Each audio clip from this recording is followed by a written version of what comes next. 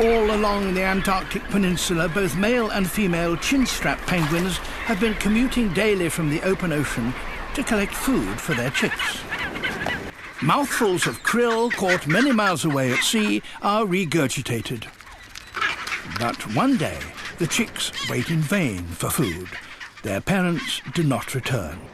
Over the next few days, driven by hunger, the chicks make their way down to the shore.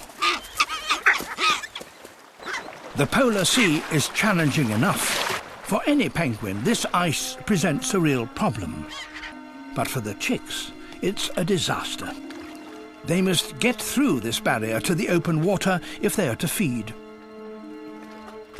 One, perhaps hungrier or braver than the rest, leads the way and tries skittering over the top, while the others watch.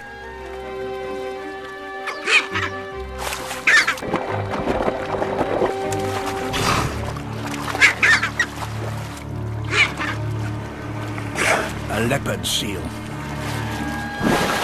This chick never had the chance to learn how to avoid the seal. Its end is inevitable.